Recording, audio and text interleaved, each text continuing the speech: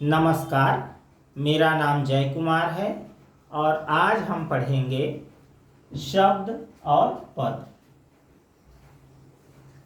शब्द और पद को पढ़ने से पहले हम शुरू से शुरू करते हैं। तो शुरू से क्या शुरू करेंगे? सबसे पहले हम देखते हैं वर्ण। वर्ण किसे कहते हैं? तो आप जानते हैं भाषा की सबसे छोटी इकाई को वर्ण कहते हैं। जैसे अ, आ, ई, इसी प्रकार क, ख, ग, इस प्रकार से ये वर्ण हुए। और यदि सारे वर्णों को व्यवस्थित क्रम में यदि हम रखें, लिखें, तो उसको कहेंगे वर्णमाला। हमको अभी वर्णमाला की ओर नहीं जाना है, वर्ण के भेद की ओर नहीं जाना है। हमको ये देखना था कि वर्ण किसे कहते हैं। तो वर्ण जान गए। अब वर्ण के बाद हम देखते हैं शब्द। तो शब्द किसे कहते हैं? वर्णों के सार्थक मेल को शब्द कहते हैं। कि मान लीजिए र है, आ है, म है और अ है, तो ये हो गया राम। तो राम कहलाएगा शब्द, शब्द कहलाएगा राम। कोई भी वर्ण, 2 वर्ण, 3 वर्ण, 4 वर्ण मिले और उसका निश्चित अर्थ हो तो उसको कहेंगे शब्द। अब हम देखते हैं वाक्य। वाक्य किसे कहेंगे? शब्दों के सार्थक समूह को, मेल नहीं कहेंगे, समूह। जैसे गंगा पवित्र नदी है, गंगा पवित्र नदी है। अब यह वाक्य हो गया, क्योंकि यह भी शब्द है, यह भी शब्द है, नदी भी शब्द है भी शब्द है।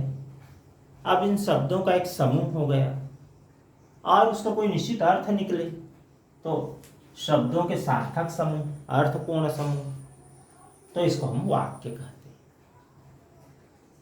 अब देखते हैं पद। पद किसे कहेंगे? तो वाक्य परिभाषा है, वाक्य में प्रयुक्त शब्द पद कहलाता है।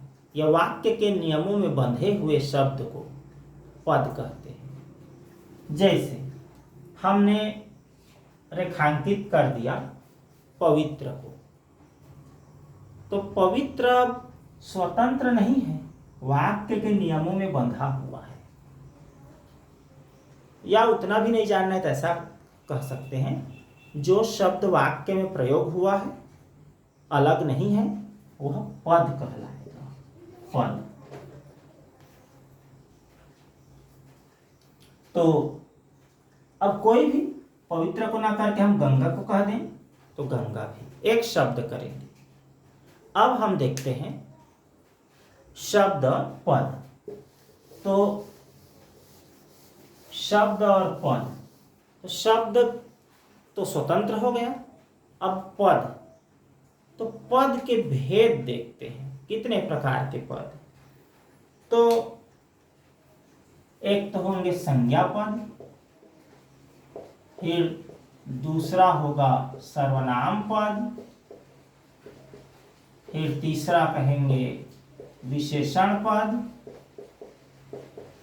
फिर चौथा कहेंगे क्रियापद, फिर पांचवा कहेंगे अव्यय पद।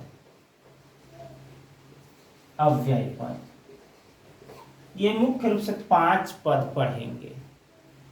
तो जानते हैं संज्ञा पद किसे कहेंगे? जैसे एक उदाहरण ले लेते हैं, रमेश ने कहा कि गंगा पवित्र नदी है। अब हमने रमेश को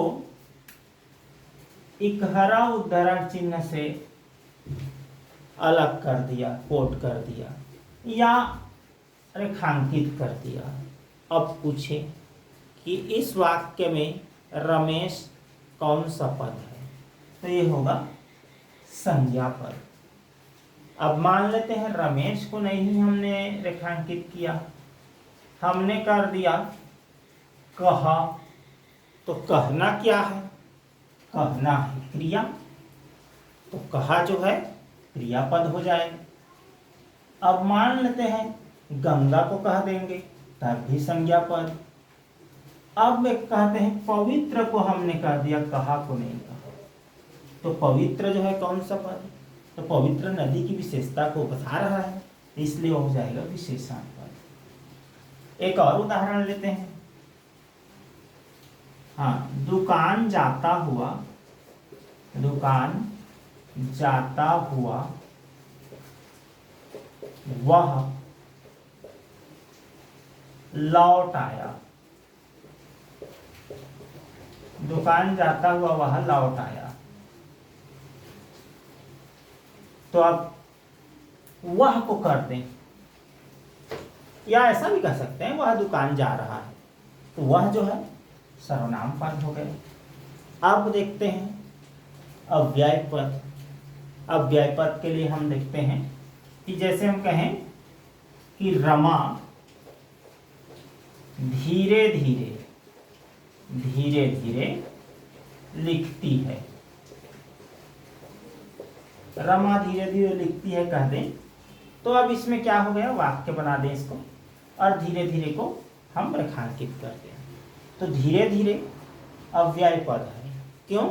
क्योंकि धीरे धीरे रमा की जगह हमने राम कर दिया, राम धीरे धीरे लिखता है, तो लिखता तो बदलेगा लेकिन धीरे धीरे नहीं बदलता है, अविकारी शब्द है।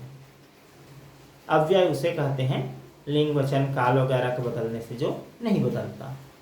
तो अव्यय के भी कहना चाहिए 5 भेद हैं मुख्य रूप से, तो उसको जान लेते हैं संक्षिप्त में। तो उतने प्रकार के फिर पद हो जाएंगे और अव्यय पद के भी और उपविभाजन कर सकेंगे। तो धीरे धीरे का आपने देखा वो है क्रिया विशेषण, क्रिया विशेषण। फिर उसी प्रकार मान लिया राम और रमेश, नहीं, राम खेल रहा है और रमेश पढ़ रहा है, तो यहाँ पर और आ गया, तो और को हम कहेंगे समुच्चय बोधक, समुच्चय बोधक। फिर उसी प्रकार लड़का सड़क के किनारे चल रहा है, तो यहाँ पर कहना चाहिए सड़क के किनारे, तो के किनारे जो है वो है संबंध बोधक। नदी के पास मंदिर है, तो के पास जो है संबंध बोधक। और अरे आपने क्या कर दिया, या अरे इतना अच्छा काम, तो अरे जो है विस्मयादि बोधक है, संबंध बोधक, समुच्चय बोधक, ये हो गया संबंध बोधक। और उसके बाद अगला अरे जो है विस्मयादि बोधक, विस्मयादि बोधक। और उसी प्रकार रमेश भी खेलेगा, तो भी जो है यहाँ यह है निपात, बल दिया जा रहा है। इसको अलग टॉपिक पर, अलग पाठ पर और विस्तार से पढ़ते हैं। अव्यय पढ़ते समय हम पद पढ़ रहे हैं, इसलिए इसको संक्षिप्त में ही जानते हैं। इसके 5 भेद, क्रिया विशेषण, समुच्चय बोधक, संबंध बोधक, विस्मयादि बोधक और निपात।